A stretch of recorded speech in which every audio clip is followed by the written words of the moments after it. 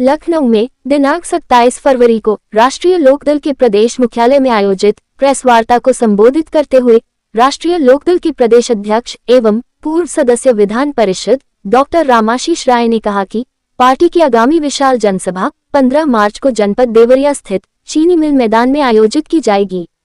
इस जनसभा को लेकर पार्टी संगठन पूरी तरह सक्रिय है तथा पार्टी के पदाधिकारी एवं कार्यकर्ता इसे ऐतिहासिक बनाने के लिए पूरे उत्साह एवं निष्ठा के साथ जुटे हुए हैं।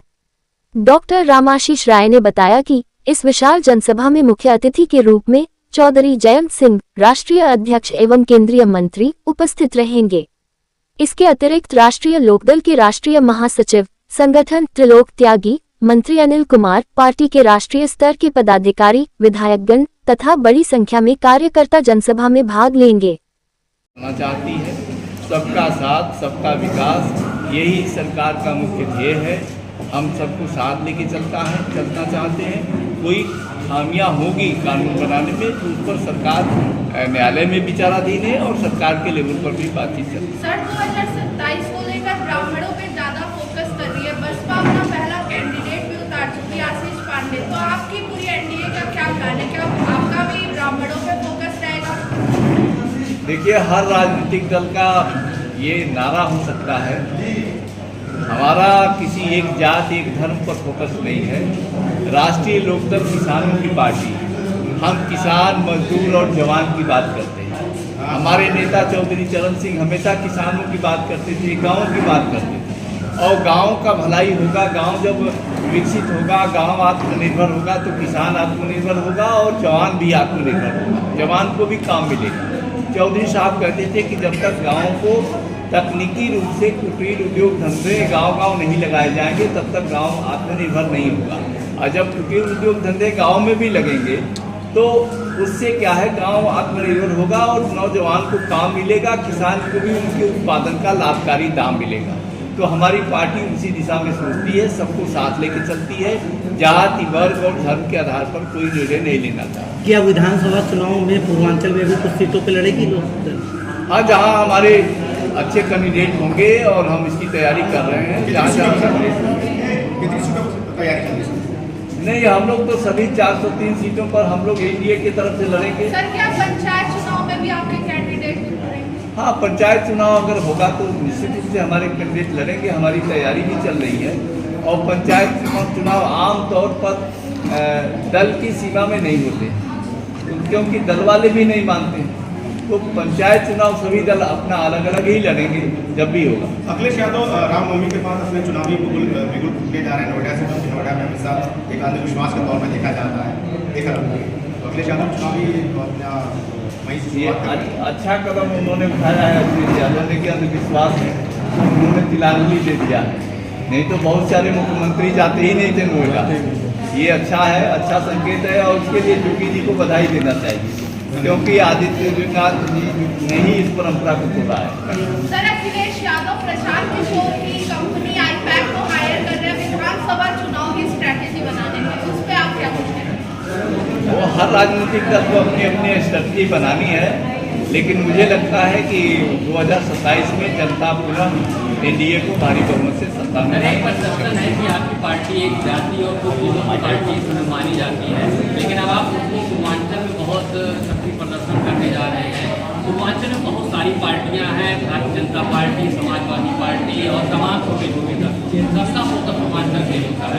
ऐसे में तमाम प्रकार का समीकरण लिया होगा, फिर क्या होता है पूर्वांचल में जनता जो है काफी पार्टी से जुड़ पाएगी। देखिए, पूर्वांचल का इलाका विशेषकर जो तराई क्षेत्र है पूर्वांचल का, वो किसान बहुल इलाका है, गन्ना बहुल इलाका है और हमारी पार्टी किसानों के हित के बारे में सोचती है। पहली बार उत्तर प्रदेश में किसानों के गन्ना मूल्य 30 रुपया प्रति क्विंटल बढ़ा है। ये ऐतिहासिक कदम राष्ट्रीय लोकदल ने सरकार को परामर्श लेकर के करवाया है। इसके लिए हम लोगों ने योगी आदित्यनाथ जी को बधाई दिया है, उनकी प्रशंसा किया है।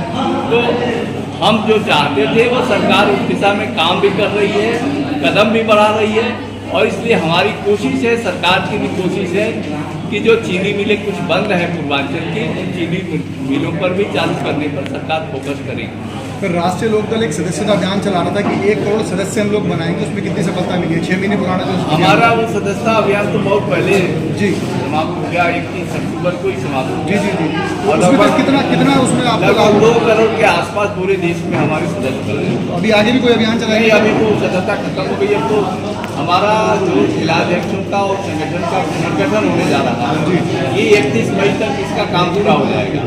प्रदेश कार्य समिति, जिलाध्यक्ष और जिले के सारे प्रदेश के सारे प्रमुख, उन सबका काम 31 मई तक पूरा हो जाएगा।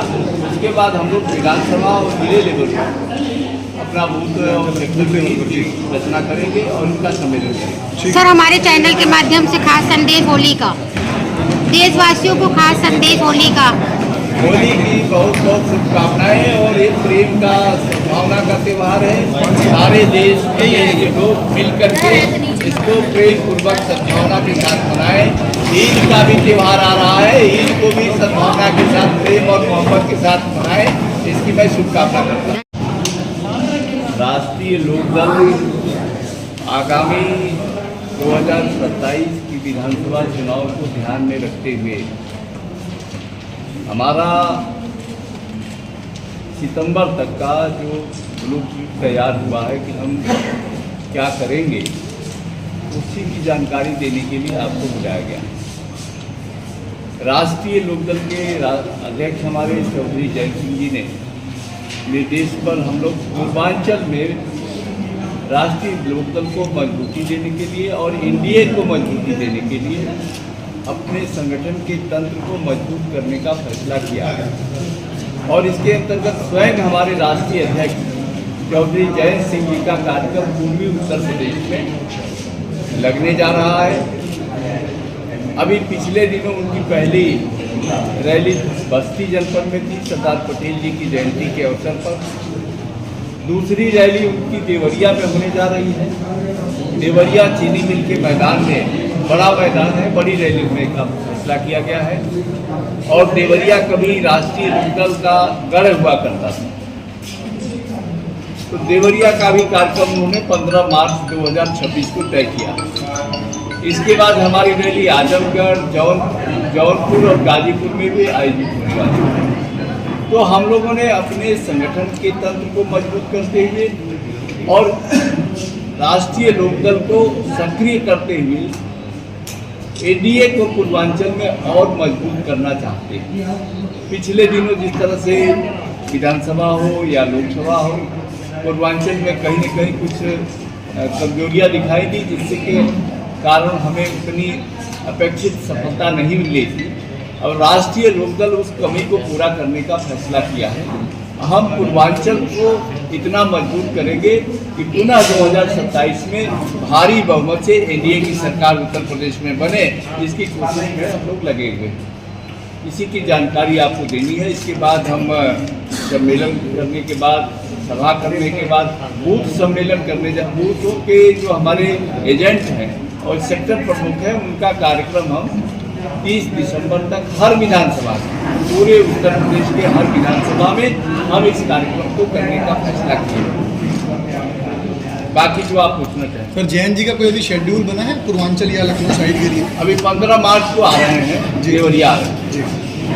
सर, आज जिस तरह से अरविंद केजरीवाल और मनीष सिसोदिया सहित 23 कथित आरोप जो उनके ऊपर लगे थे शराब घोटाले पर, वो बरी हो गए, इसको लेकर आप क्या कहना चाहते हैं? न्यायालय ने उन्हें बरी कर दिया है, न्यायालय पर कोई टिप्पणी नहीं किया। वो कह रहे हैं कि प्रधानमंत्री और अमित शाह के तहत, षड्यंत्र के तहत उन्हें फंसाया गया।